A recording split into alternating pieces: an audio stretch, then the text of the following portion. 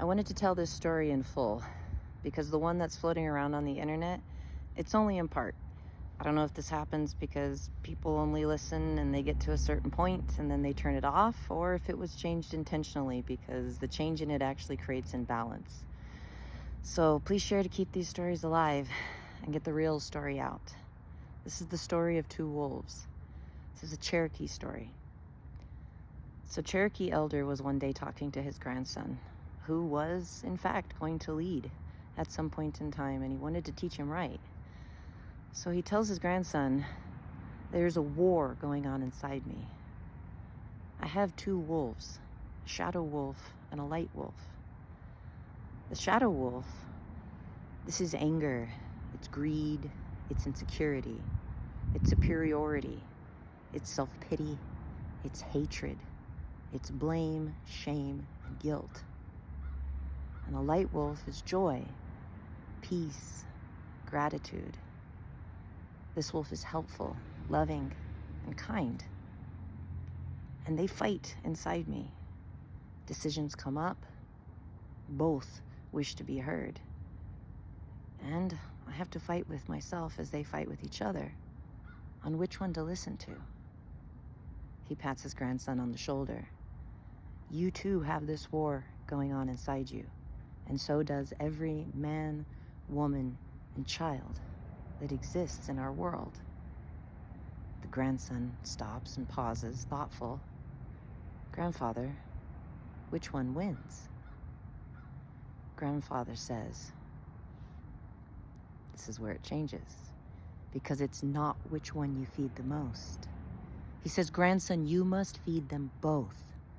For if you choose to feed the light wolf, which you would think is the best idea, because who doesn't want to be loving and peaceful and kind and helpful? If you ignore the shadow wolf, then he will be waiting around every corner to leap out at you and make his presence known every time you are weakened, every time you are stressed, every time your back is turned or you are not paying attention. See, you must also acknowledge the shadow wolf. You must feed them both. For when they are both well fed, then there is no reason for them to fight, because the shadow wolf also has attributes that from time to time you will need. For the shadow wolf has ferocity and spirit, and sometimes we need this. He is calculating. He thinks about which choice to make. The shadow wolf is fearless and passionate and can push us forward when we need to be pushed. The light wolf does not have these attributes, but the light wolf has gentleness and kindness. See, the shadow wolf and the light wolf, they must walk together in balance and in harmony. For when they do, the choices of who you will be, how you will behave, and how you will show up as a leader, as a friend, as a guide to others, this is balance. This is key. You see, grandson, when I am whole and both of my wolves walk together, then the war inside me ceases. And when the war inside me ceases, I do not make war outside of me. Whew.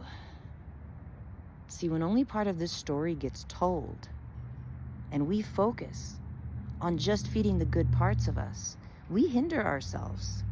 We're rejecting ourselves, we're blaming ourselves, we're putting ourselves down. We can get angry that we're angry, ashamed that we're ashamed, hurt that we're hurt. And I'm sure you've heard this one before. Hurt people hurt people. This is true. This is how I'm able to stay in a place of love for mankind.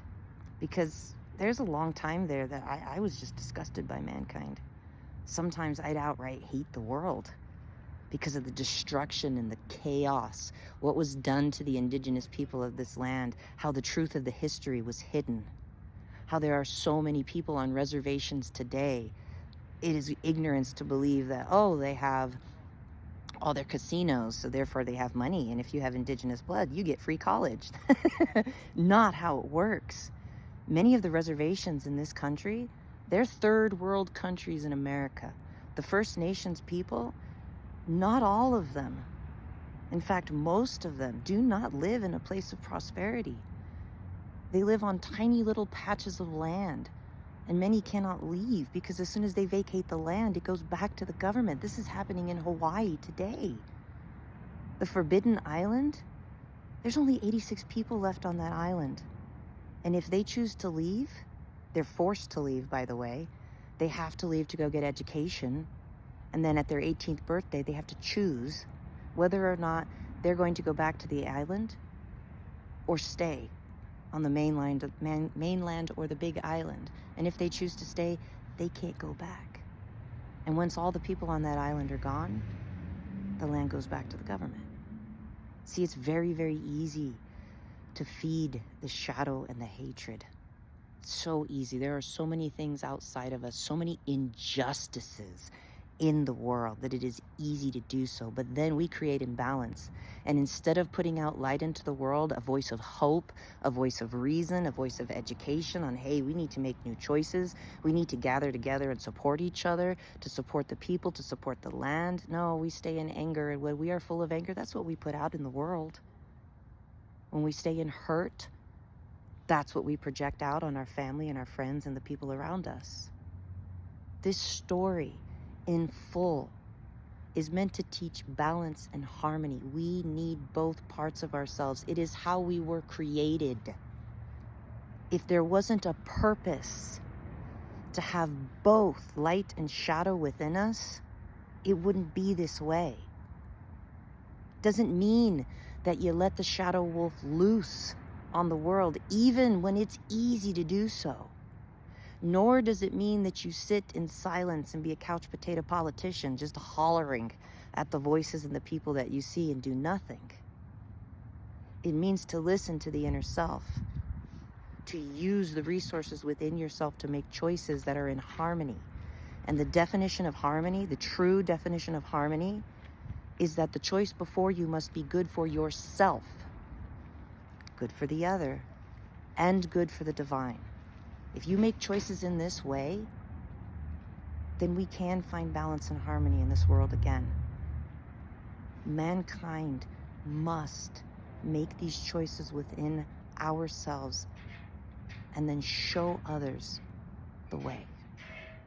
So much love, relatives. Feed them both, and there is no war inside.